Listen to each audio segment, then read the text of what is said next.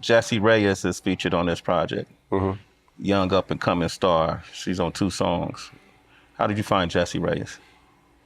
I was coming home. I got home one night from a video shoot actually, and she was on TV. It was the Seth Meyers show, and she was doing that song Gatekeeper. And I was like, who the fuck is this? Because her voice to me was so crazy.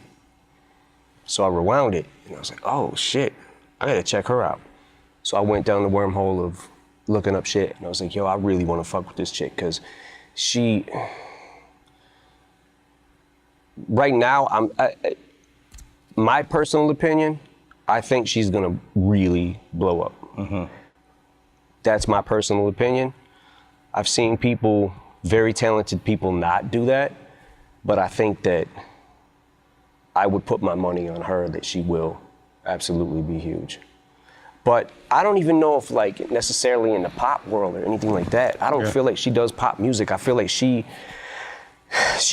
comes from a real place and she writes her own shit. First time I got in the studio with her, I played her a couple beats and she just started writing to one right there. Laid a hook, Good Guy. I was like, oh shit. So she wrote the hook. Quick. To Good Guy. To Good Guy. Yeah. The one she's singing at the end. Yeah. There's Nice Guy, Good Guy. Good Guy. And the reason that happened is because, oddly enough, she had already had a song called Nice Guy. She had that song, right?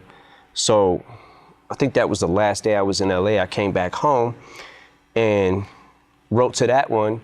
And then I was like, I want to write to the other one too, but they're both saying Nice Guy, Good Guy. And I was like, fuck it, I'll make it like it's kind of one song. Dre's all over this project? Dre's input is all over it, for sure. He felt like me and him had a couple discussions about the last album. And one of the things that he said to me was, like, he hit me up one day, he was like, yo, I don't like how motherfuckers are talking about your album. And he had heard Revival, right? Yeah. Him and Jimmy Iovine had sat in there and listened to most of the songs I had done at Rick Rubin's studio. And based off that reaction, I think Dre was a little confused too when that happened with Revival. Probably not more so than me, but we had a conversation earlier in the year, and I think I had only had one song by that time.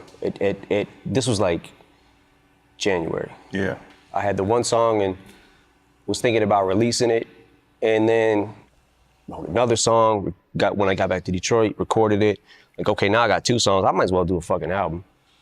And that's kind of how that came about. But Dre also,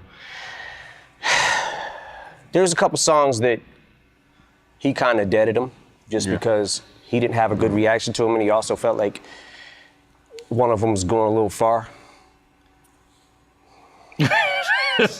A song? Hey, man. What does that mean? Like, how far did it go? It definitely went too far.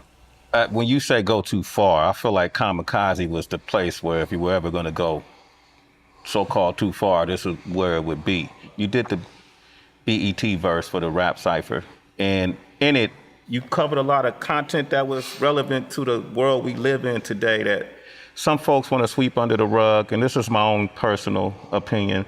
Conversations we have every day on Shade 45 on Sway in the Morning, we talk about, the injustice, policies, prejudice. We talk about discrimination, all of these different things, whether or not we're in the middle of a race war that is trying to be perpetrated by people in power. Not a war in the sense where people are going to pick up guns and shoot at, well, maybe, shit. Right.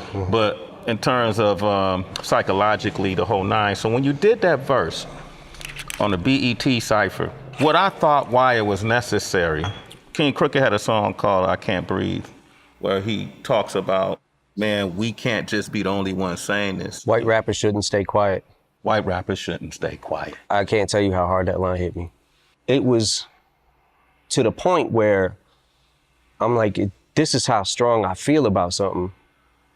I gotta put it in the right words, And I saw shit where it was like, oh, these are not new subjects, they're new to Eminem, and